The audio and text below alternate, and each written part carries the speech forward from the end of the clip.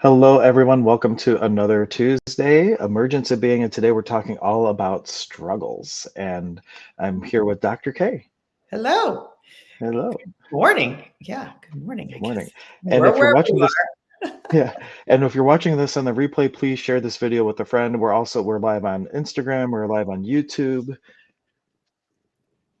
I am hearing my own voice in the background, which is not cool. I don't know what's going on there. Ghosts. It's just Why am I hearing ghosts. that? Okay, this is weird. I'm going to try to figure this out. And I Oh, might please have go to stop the Instagram stream. I think it's Instagram that's doing it. Oh, ahead. wait. Let me mute the tab. Okay. All right. I think I got it. Is muted. What's happening?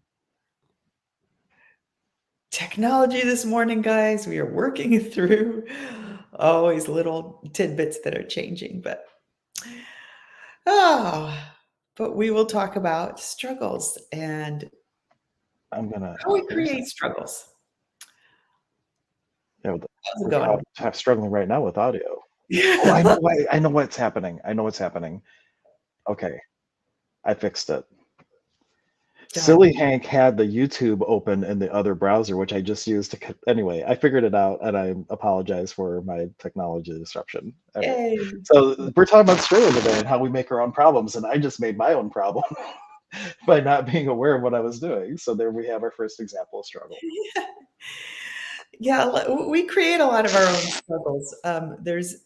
This came to mind because there's a wonderful book by again Stuart Wilde that I'm listening to a lot now. That life is not meant to be a struggle. We create a lot of our struggles. So struggle is effort laced with emotion.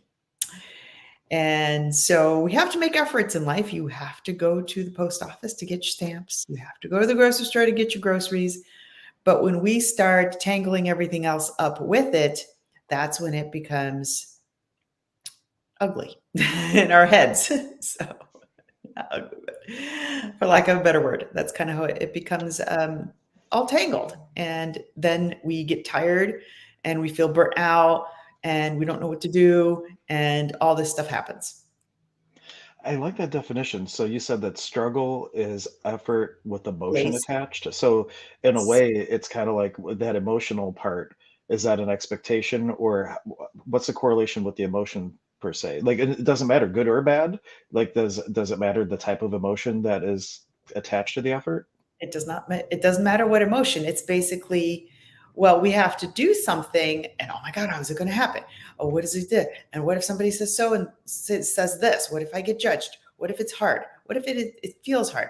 Then we start attaching mental things with it and emotions, and then before you know it, it becomes a struggle because then it becomes a tug of war going back and forth with an S. When in essence, it's really just like putting one foot in front of the other. You don't think about walking, do you? You just put one foot in front of the other. You don't think about, oh my gosh, well, that's going to be five muscles I have to fire.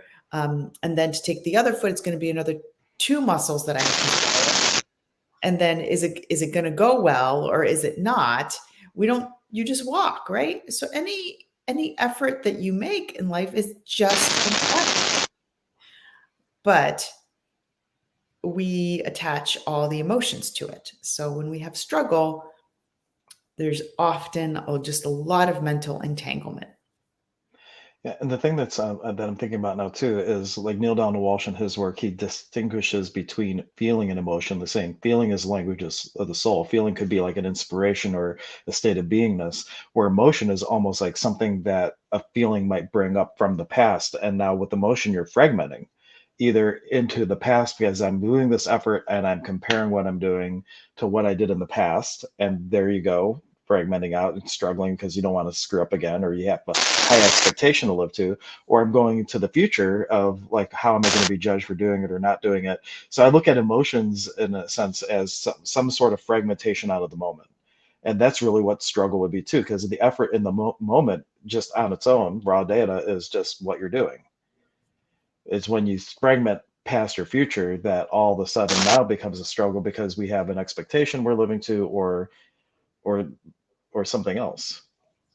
And Hank, you're getting some static. I don't think it's on my end. I don't think it's on my Uh-oh. end, but like it'll do this like crinkly thing. And I don't know if you guys are hearing that. If you are, please post in the comments and let us know that Maybe it's you me. are not Let's hearing see. that crinkly thing, but there's a crinkling type like static that's happening Hmm. periodically. It doesn't happen all the time, but it just like Maybe I pops. just can't move around. I don't know. I don't know. It's not happened before, so I'm just letting you know. Okay. Um, yeah, it just happened now. Did you guys hear that, or is it just me? Well, I can go get different head. I think then probably it's Maybe headphones. actually I have another thing that I could possibly try. Let's see, But go speak. ahead and I'm going to switch my microphone to a different mic. But you can keep talking I'll be while I talking. do that. Yeah. Okay. So with regards when we're just making an effort, right? You're like, well, I have to go to the post office to get stamps. And that's a very easy, you get in your car and you drive. When an example of struggle would be like, what if I run into traffic? Well, what if I don't get back in time? Well, that's going to create this. And then we start getting in our heads and we create all sorts of self-inflicted struggles in our lives. We create mountains out of molehills. We make things bigger than they really need to be. We create struggles so we stay in a certain space because the brain likes certainty, and when we don't have certainty, or when there's uncertainty, then we will create all sorts of struggles because it's not a safe space. And the brain is designed to the mind is designed to keep us safe. So we will choose the worst hell over heaven any day because it's comfortable, it's what we've known, it's what we're used to navigating. We're not used to navigating uncertainty. So we'll create all sorts of struggles so that we don't get to the other side. And it happens to the best of us. I've seen it time and time again. I've created them too. I think it happens in our lives. And so the goal is to help you be in observance of those struggles that you're creating that are not necessary. And what are the reasons for you that you are creating these struggles in your life when they're not necessary? Life is, and if you want to pick up Stuart Wilde's book, it's really amazing. Life is not meant to be a struggle. We talk about all these things as just ebb and flows, and you just move with it versus creating a lot of mental entanglement around a situation and not wanting to let go. What's the name of the book one more time? I'll post a link to it in a moment. Let me look it up to make sure I have the life is not meant to be a struggle. Stuart Wilde, I think it's Wilde, if I'm not mistaken.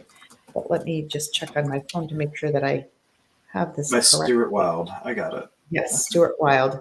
Life was never meant to be a struggle by Stuart Wilde. It's a very short read, actually. I put it on audio and I just listened to it. I don't know. We don't have a whole lot of listeners. Maybe it's too early in the morning for you folks. No, I think we had people, and then we were having our little tech things, and people are like, "Oh, they don't have their act together. They're really struggling to make this broadcast. I don't know if I want to hang out for them." It's gonna flow. But here's the link to the book. But it is a great book to shed some light on the different personas that we create as people to get attention, to create pity, to create victimhood, to create problems for ourselves, to feel sorry for ourselves, to get all sorts of things that we think we're going to get when it's really not like that. We just create a lot of great struggles in our lives that are completely unnecessary. And guys, it takes so much more energy to be in struggle than it does to be in flow. Yet we will choose the struggle because it's familiar. We know it. So again, as we stated, we will choose the worst hell over heaven at any point in time because of Yeah. comfort, because it's what And we part know. of that we've talked about before, like how ego only sources from the past and would rather use source what it knows and possibility it doesn't see. And the one thing with struggle, though, to acknowledge that the initial part where you might have had a struggle, there was value in that because we do have this thing in duality where we need a contrast. But then we've had the contrast, but then we keep choosing it like a silly person.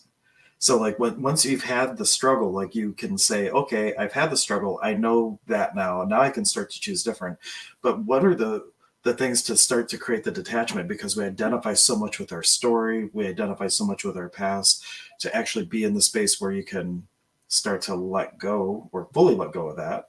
You can't just start to let go. Like you can be prepared to let go. But once you let go and you're in flow. So it's not like a super process. The process might be long, but the effect once you finally do it is quick. Yeah, and that's an important piece. We're not saying, that there's no struggles per se in life, and if you ate the same chocolate cake over and over and over every single day, there would be no contrast. But we tend to do the same thing and the same behavior over and over and over. There are lessons that do come in our life, but when they come, you recognize them, you feel the fear or whatever it is that you're feeling, acknowledge it, process it. Really important to process it and then move on to another feeling. And that's the bridge. And if you don't have contrast, then you don't know. It's a matter of, okay, this is not how I want to feel. This is not how I want my life to be. So, no, it creates a situation of knowing what you want and what you don't want. So, contrast and some little things that pop up are necessary. They are a necessary part of life because it gives us lessons that we take and move on to use through our further experience. However, many of us like to just sit there in our hells. We don't need to. You don't need to. Yeah, Judy asked a question, and it's just a good segue for something I had on my mind. She was saying, "What is your favorite tool to shift out of victimhood?" And now, of course, the tool that I was just thinking of just went right. Oh no, actually, now I remember.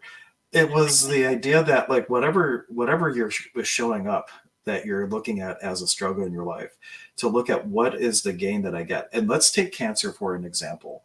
There's a lot of people that, or any major disease, people will end up getting that, and they will end up identifying with themselves as the disease. And one of the questions is like, well, what do you get from your disease? Like, I'm getting attention, I'm getting people taking care of me. What would it take for you to have that in your life and not have cancer? Because some people will hang on to that struggle Mhm. because now they identify with it and it's part of them, instead of it just being an experience that they experience. Now it becomes part of them. And so where have you integrated some sort of struggle or trauma that really isn't needed anymore?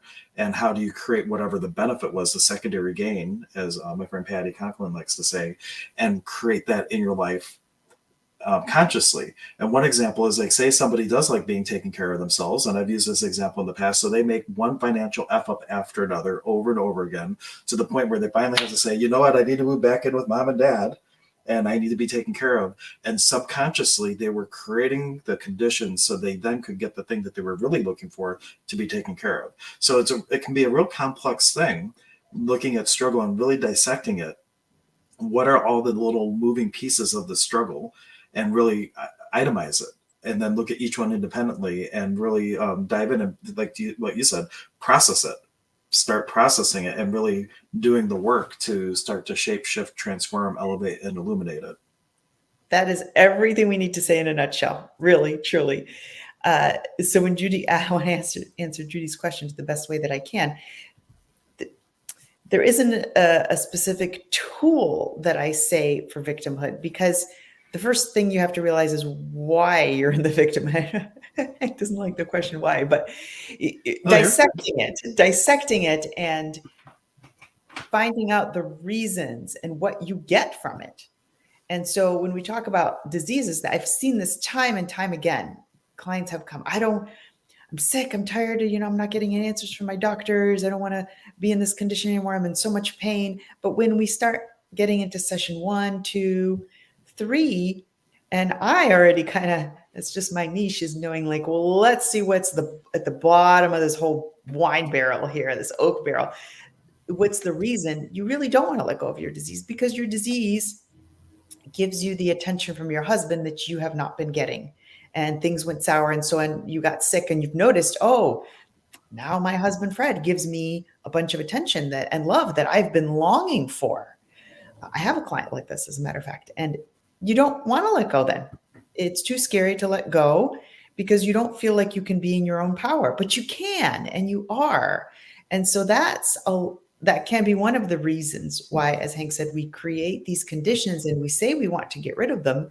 And consciously we probably do. It takes a lot of effort, and it's not fun to have conditions and to deal with that and go to doctors and not feel well. But yeah, we will create that because we know that the payoff and the reward is so great to our near and dear to our hearts that we will do everything to get that reward and that payoff, versus finding a different route to get that payoff. So the first step really is to find out what's causing the victimhood. Then we can do some tools to, then I use the tools to move somebody to the opposite, the polar opposite of, well, what does it feel like to feel in your power and get that attention? And then it's like, oh, I can do that. Yeah. And you've done it. People have done it, not anybody specifically. I'm just saying in general.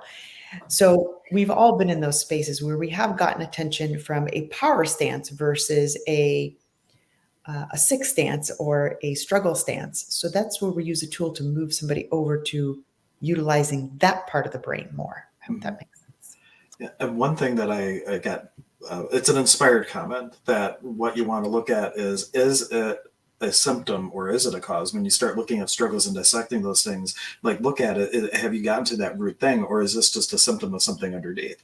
And if it is a symptom, like, okay, well, what's really up with that, or what's really the source of that, and just start to dig down deeper and deeper, because oftentimes it comes down to a fundamental thing like I'm not worthy, or some sort of other thing that's really spawning all these other manifestations of the same theme. So if you Yes. see a lot of things in your life and it's all the same theme, is that a symptom or is that a cause? And drill down and dig deeper. That is so important. That's another way we create struggle. If we're not worthy, we will create situations to prove to ourselves that we are not worthy. And there was another thought with that, and that just went poof. So it'll come back to me. Well, and just ingrained in our society, we have, like, how many people were told you have to work hard for the things in life? There could be just underlying beliefs that we bought into that aren't necessarily true. Life could be ease, joy, and glory, but you could have also bought into the idea that anything worth having is worth working hard for, or you have to do the thing you hate to get money to then do the things you love, or like weird little things like that that really aren't true. And if struggle is part of our dynamic that we need contrast, there could be other ways that you could have it that are way more fun and that could be done consciously. And that's the other part, is like when you are struggling, like what part of this is unconscious that I can make conscious and just elevate it? Because a lot of imprints, we don't fully get rid of them. We learn to navigate them, we learn to elevate them and work with them in a lot more light and consciousness, and then it's a whole different ballgame of how that impacts our life. Yeah. Yeah. It came back to me. So, two things. Some of us like our struggles. Just face it. If you like your struggle and you want to hang on to it, then there's no judgment. Hang on to it for a little longer. Just be the observer and say, uh, isn't it taking me more energy to constantly have all kind of things go wrong versus coming from a power stance and getting the attention that way? But some people like their struggles, and that's okay. Then you stay in the chaos and you stay in the struggle because that's what's comfortable, and it may take time. So I tell people, if you truly want to get out of it, but you're not ready to get out of it, you're like, oh, I'm not sure if I want to let go of it because I don't know what's on the other side. Say a prayer to bridge that and ask the guides and angels and whoever you pray to for help to get to that space where you can disconnect. The second piece, I had somebody ask me a while ago about, well, if this whole manifestation thing works and you can just, think good thoughts and do these energy flow things, why isn't it just not happening? Manifestation is very tied into struggle because we can do all these energy technology things and do affirmations and do all these things, but the things that keep us away, one of the things that keeps all those manifestations away is the struggles we create. So there's all these barriers in between the manifestations coming, but we have all this like stop and go, Yeah. stop and go, stop and go stuff in between. And struggle is one of those things. Yeah. And once you put out to the universe that you're looking to create something, like everything that is now, right? And the only thing that stops you from experiencing it is a belief that holds it at bay. Like Bashar would say, your core belief, your core vibration everything that doesn't match it is trying to get away from you, and everything that matches it is trying to get to you. And the only thing that stops it one way or the other is a chain of a belief you won't let go, or something that's holding it back. And it's letting go and revamping the belief system and identifying like what's really the sponsoring thought here. Neil Donald Walsh gives a great example. He gives that idea, the guy who reads his book, and it says if you had faith so much as a mustard seed, you could move mountains. And of course, he was like one of the high up people in his church, and he had a lot of faith. Church, 3 times a week, and he would go and look out at the mountain out his window and say, "Mountain, move." Tries that for like hours and hours, and finally, he even falls asleep, wakes up, and just focuses mountain move because he's got this faith. But then at the end, he says, "Just as I thought." And so, like, we might say one thing, but what is the actual belief underneath it? That's the sponsoring thought. And if things aren't happening, look back at the belief system. Where have I been a belief thief and bought into something that is preventing whatever it is I'm choosing to come to me?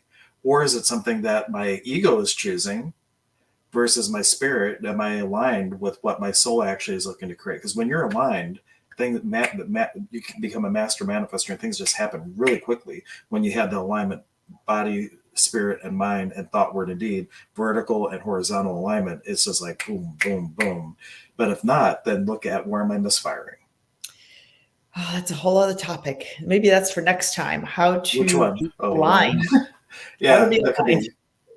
Because we've all been in those spaces. Like I'm very aware when I'm not aligned and when I am aligned. It's like you just tune in to a radio station, and it's a radio station that just it feels good. And when you don't feel good. So very simply, it's when you're not aligned, you're dysregulated and you're likely in struggle. So if you Mhm. feel like you're struggling, you are dysregulated, your nervous system is dysregulated, and you are not aligned. I can tell you that right now. Yeah. So you will have a more challenging time bringing in any manifestation when you're in that space. So I love, I've been thinking about this so much. Like there's so many YouTube videos and so many, I don't know, coaches and gurus and masters and all talk about manifestation.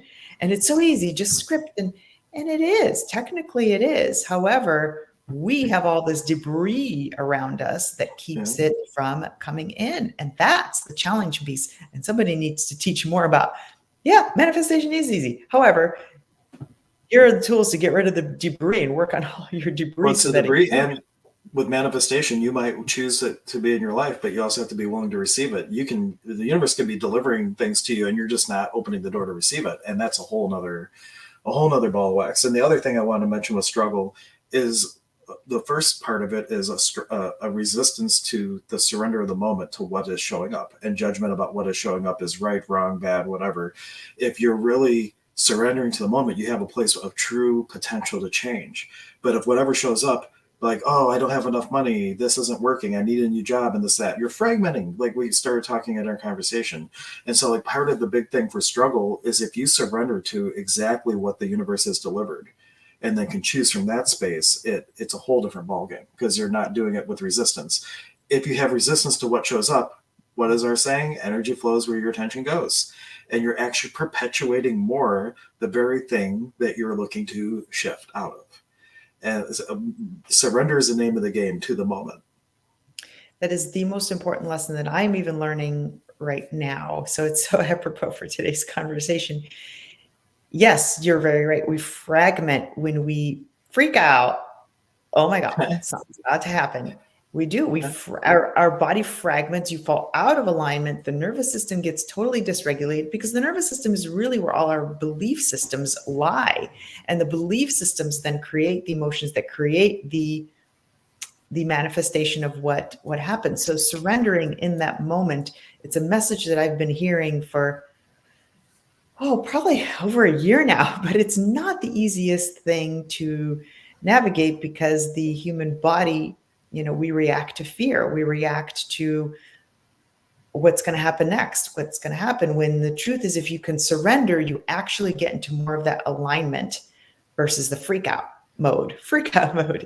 So maybe we need to have we're going to do podcasts on all the reasons why manifestation isn't happening for you and how to tackle that, because not too many people talk about that. There's so much around that right now. but it really is tackling that debris and cleaning out all those pieces so that things can come easy more with more ease and flow.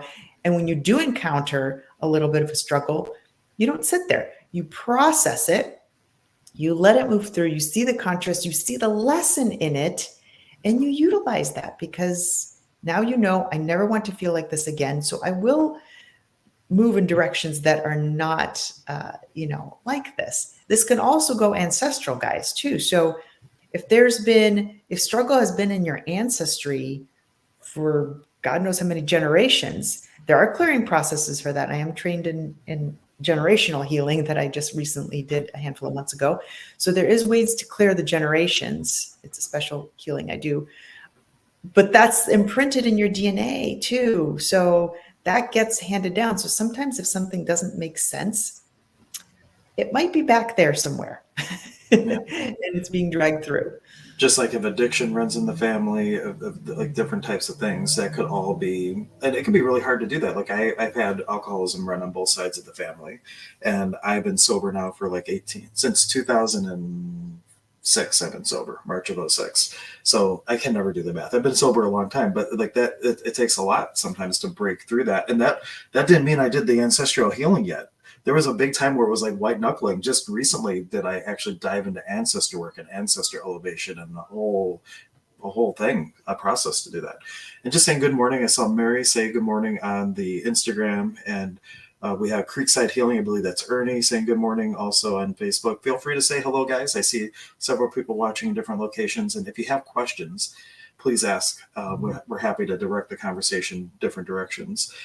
There was a saying I saw in a video which blew me away, pun intended. The child was saying that you can't control the wind, but you can control your sails. And so if you think about struggling, like if you just don't have your sails aligned with the wind and you're just getting blown, you're trying to go against the wind and you're struggling. It's like, well, what if you just pivoted? Like, what could you do to pivot and then use that struggle as propulsion? Yeah, And and a I lot of thought it was a great analogy. that is really, really, it's all about perception. I have two things that came to mind there, but with regards to ancestry, sometimes not sometimes, you have to heal yourself first. And a lot of people I'm seeing are at the crux of that right now, that they are right at the pivotal point of when they heal themselves, they're healing everything in the back. You're helping all of your ancestors when you heal yourself. And there is a little process to do around that. So that's one piece. And talking about sayings, there's one I saw, a little video I saw yesterday that a friend of mine posted that was very interesting about perceptions and how we perceive, oh my gosh, we have all this laundry to do. We have all these dishes to do. But this was so interesting. It said, if you have a lot of laundry to do, that means you have a lot of clothes. Be grateful. If you have a lot of dishes to do, that means you have food. Be grateful. You have to pay the IRS. That means you've made money. Be grateful. So that's a different Focus on what you have, but not what you don't have. We also have Kathy saying good morning. And I'm not sure what this is, but Judy made a comment like, is the prosperity gospel onto something? I'm not really familiar with the prosperity gospel to be able to comment on that. And this was a bit ago, so it might be out of context a little bit, but I didn't know if that meant anything to you. I don't know I'm not sure what that means. So Judy, if you want to clarify, maybe we can comment a little better on that. Yeah, I'm not real familiar, but I wanted to bring that up because, like, I think Zane has talked about some things like in the past where it's like there's this idea that if you do everything, like you end up having all the money and things, but it's like really not necessarily like abundance isn't just money. And we might get an idea that abundance and prosperity looks a certain way, and that isn't necessarily the way that it works for us, and then it just creates a misfire and misalignment because now we're projecting that I should have this, I should have that, and that's what a life looks like when it works. And because we have that idea and that's how we expect it to show up, that mere expectation can cause a misfire on it. And Judy was clarifying when you're in alignment with God's will in your life. And so I was kind of speaking to this, abundance and money flows easily to you. And that may be true, but like what is abundance really for someone? Like, I love that definition, the ability to do what you do when you need to do it. And then you could have flow, but maybe it's not in the form of money. It could be something different. Yeah, Yeah. abundance is very misconstrued.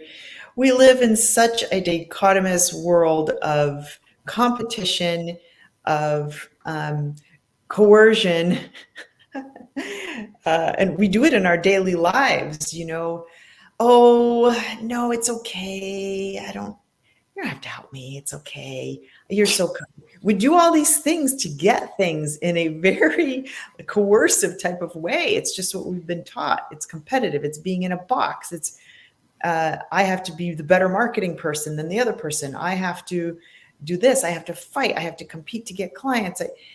We've created all this nonsense, and it's a lot to handle right now. So if you can just be in your own alignment, then everything does flow. The trick really is to be in alignment, and Yeah. we fall out of alignment often, and some of us are not in alignment at all, ever. So not ever, but majority of the time, like I see people out of alignment a Yeah. lot. And part of that is like that comparing thing I was just speaking to. We look at what the neighbor has, or what, one, you're only seeing a mask of what they're showing up. You don't really know what their life is like. But if you feel like you need to walk someone else's path, that everybody's path is unique. You ought to be the trailblazer, and you're blazing a path and a trail that's never been walked before. If you're trying to walk someone else's path, right there, you're out of alignment because that's their path.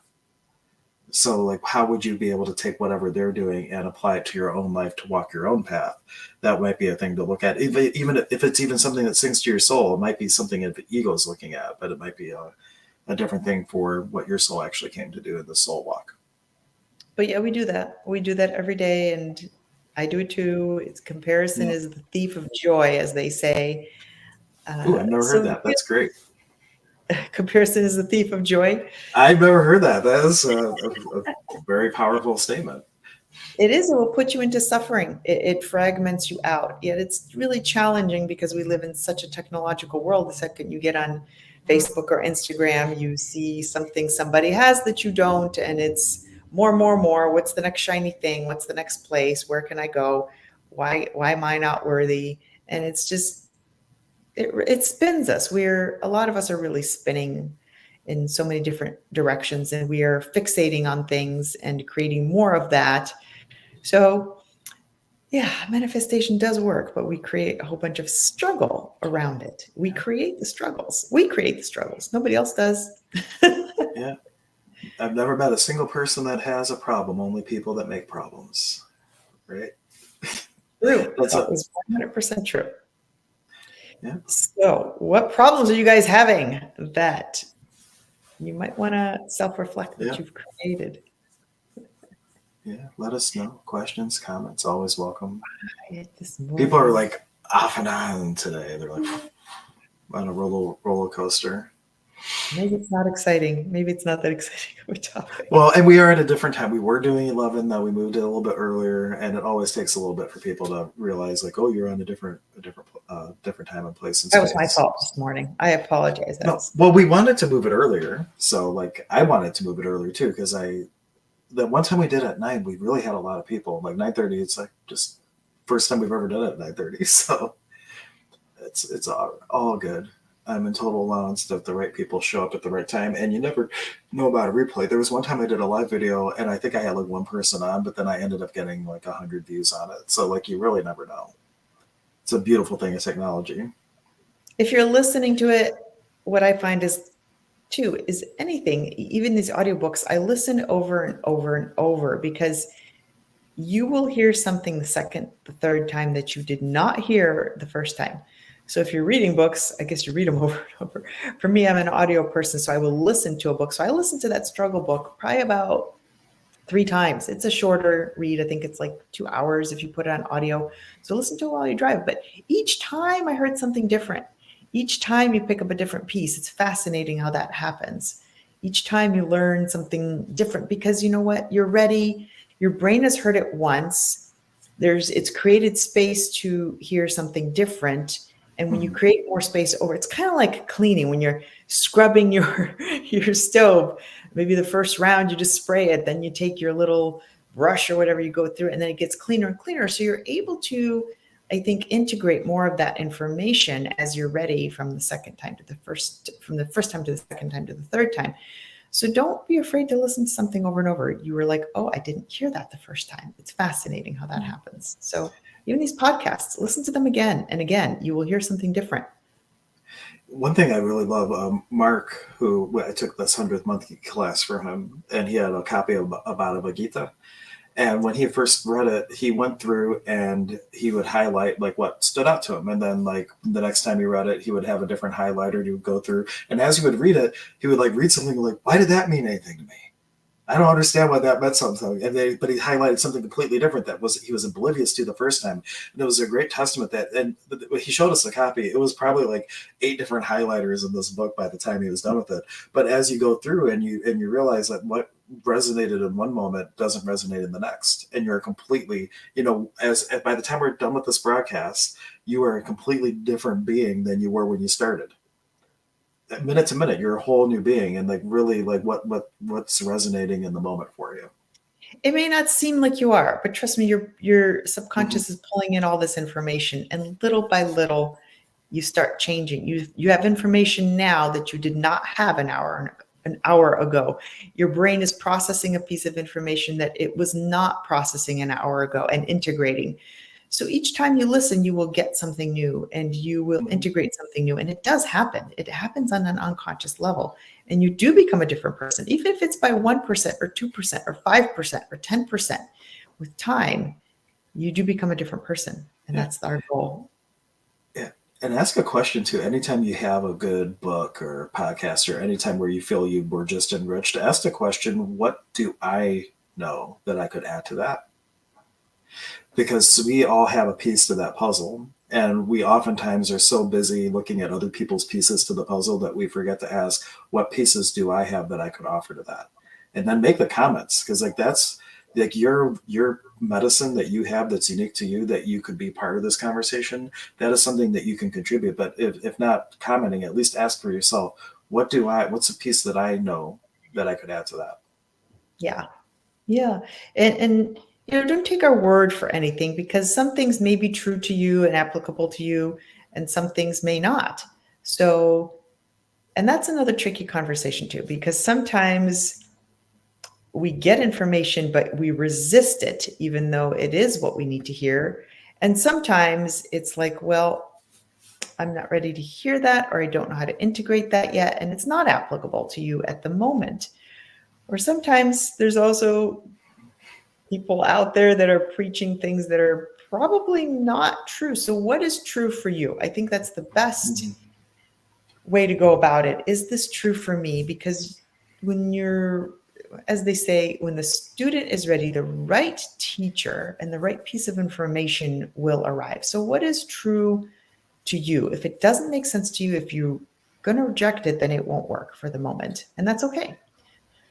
And if you're aware of that, that's cool. If you're ever talking to somebody, like if you're having a deep conversation and all of a sudden, like you just tune back in and it's like 2 minutes later and I have no idea what Adriana said, that's the time to be like, whoa, wait, what did you just say? Like, I really need to write this one down because whatever it was so big that I was like, and if you can notice those are especially good to recognize because it's like, it's something so big that I completely went unpresent for a moment and came back after you were done. I've noticed this a couple times in different scenarios for myself where I have to ask, and maybe I need it 3 or 4 times again and again and again to finally be present enough to go, oh. But like just being aware that that's happening is huge to start really diving in and like getting that nugget anyway. There's something I heard recently, and that's dysregulation again. So the nervous system will pop out, it will pop you out, and you will get ungrounded when something is so big.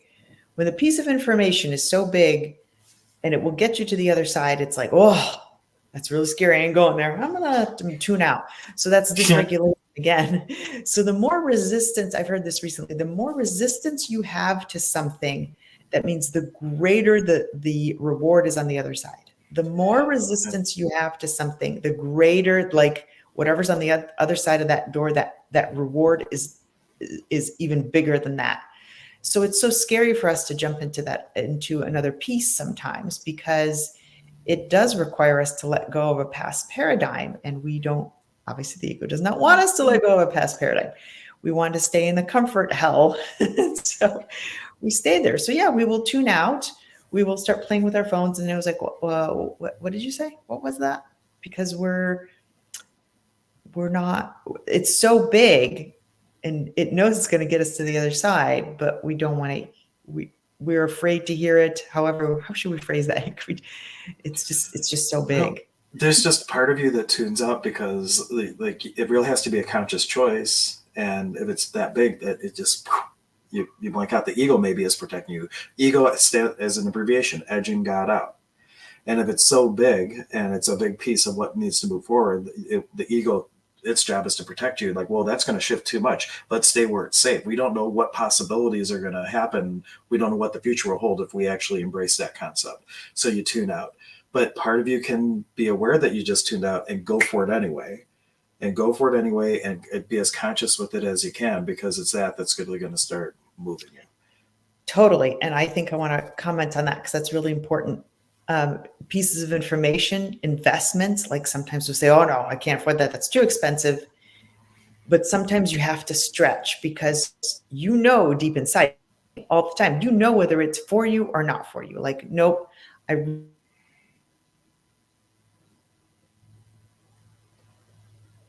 not sure if you stopped or I stopped. I froze her for a second. You know, okay, when something's for you because you feel in your gut, like, I really want that, but nope, not going to do it. Sometimes you have to stretch because that is going to get you to the other side of where you want to go. And it's a big stretch and it's scary. And so I encourage everybody to walk through those doors. I have walked through 3 or 4 of those doors already, and they were scary as hell. But I still standing. So it's all good. But if you don't continue to move forward in your life, you will stay in the same space and you will continue to complain that my life's not better. I want things to be better. I'm stuck. You have to take some stretches and some leaps of faith, as we call them sometimes, for things that are uncomfortable, but you will feel it in your gut. Like, I really want that. And it's a fine line of noticing the resistance. If you have a lot of resistance, it usually means you need it. Usually. I just had this whole new acronym for faith. I was Googling like the AA third 7-step prayers the other day, and I got this 2-page PDF, and there's this whole section of all these new acronyms. My mind was exploding because if you don't know, I'm a huge acronym nerd. And we probably could do one whole live stream. Like, let's just go through Hank's acronyms and we could just talk on those things and all the stuff around them. That would be fun. But there's one for faith, and I wish I could think of it now. Oh my gosh. Faith? Yeah, it's something with faith. Anyway, I'm mentioning the acronym thing because it was so great, and I will have to have it ready, and we can do a whole stream just an acronym. So it'll be, or maybe I'll just do that one and talk to myself because it's my jam. But you're welcome to come along for the ride if you want. We will. The last call for questions is I had to hop off a little bit earlier because I have to commute somewhere. But okay, ask your questions, guys. And one thing that stood out to me that I would like to coordinate with at a different time for a possible collaboration is ancestor work. It sounds like you have a whole tool. In the Paco Kuna tradition, there's all kinds of tools for ancestor work. And then there's like in American folk magic, there's altar work you can do. So I wonder what comparing notes, if we could create something pretty cool for like a group ancestor workshop type thing. So that might be something to consider for the future. Yeah. Let us know if you would be excited about that. Yeah. And we also had some people on Instagram commenting, thank you, and hello from Korea. So we have some international listeners over on Instagram. Thank you for tuning in. I forget, you can't see Instagram at all. We had just a couple good mornings and different things there, but then also some hellos from Korea. But overall, quiet group. People are really struggling to ask a question, other than Judy, of course, because she's asking questions. So no struggle from her. She's really a really good question asker. She is. She absolutely is. And then things, as you ask questions, things come to light. So ask questions. Don't be shy. Yeah, when you mentioned, like, I don't like the question why, a conscious why is great. I joke with you. Yeah. Well, I don't practice access so much, but access was really big. Like, you don't ask why. And it is a looping question potentially.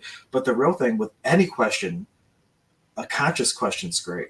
The unconscious question, why or something else, you don't know what you're really asking for. So like it's really the consciousness. And we have someone else saying, good morning, good morning.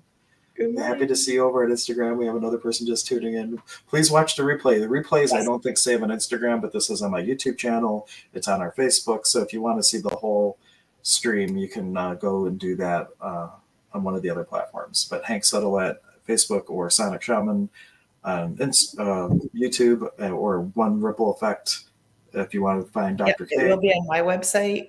It will Yep. be, I don't think I, yeah, it will be on my website. I don't think it's on, I have my YouTube checked, but I think we have too many platforms, so it might not be grabbing that one. Yeah. But if you go to like any of the places where we stream other than Instagram, in the video description, it has links to find Dr. K or me if you wanted to do one-on-one work. We both, I think I offer discovery calls. Do you still do that? What's that? Do you do discovery calls still? Yeah. Yeah, so like if you want to connect and just see about what we could help you with, you can do a discovery call and kind of, interview us to see if we're right for you. That all kinds of, you get to ask all kinds of questions. Yes, Yeah. we do. See if we could help you with your struggles. See Right. what I did with an Who doesn't have struggles? I don't know anybody that doesn't. But yeah. Well, it's all part of the deal, But at the end of the day, yeah, we all, people need love, support. They need to be protected. People are scared. We all have it. And we are all here to help each other. So when one of us has already gone through things, we can help you better. We can, clear out the path for you faster, put you on a fast track and get you to your better place. That's why we're here. So yeah, it's all help you good. just live a more conscious life. And sometimes healing, it isn't about a cure. Healing is helping everyone appreciate life. That's one of my acronyms. And part of that you do by helping one person every day. That's hope. Yes. So between heal and hope, that's what we're inspiring, thriving to do. But anything burning before I hit the video button to end the show? Anything else to say? Oh, me? No, I don't have anything burning, but anybody have some questions or something they need help on? You got 30 seconds. 30 seconds. No pressure. 30 seconds if you have a question. And I'll throw out my little acronym, HEAL, helping everyone appreciate life and do that by hope, helping one person every day. Two of my favorite back-to-back acronyms. Those are great acronyms. And that can help you have some God in your life, go to a early direction, and minimize your ego, which is edging God out. So look at that, 4 rapid-fire acronyms. Now, of course, everybody's coming on Instagram at the end. Thank you for tuning in, guys. If you want to see the replay, please go to YouTube, and you can see it there at Sonic Shaman or Emergence of Being, either one. I'm going to end it on Instagram now because I have to do that first. And that's done. And thank you so much for tuning in, guys. We will see you next Tuesday at probably an earlier time, but we'll talk about it. We'll figure it out. I think in the end, the earlier time will serve us better. It's just a matter of people figuring that out. And if we post the actual live stream in advance instead of like right before, that will help too. That's on me. I struggle to post things on time, We all have struggles, guys. We all have struggles. Yeah. But until next time, guys, love you, and we will see you next time. Bye. Bye.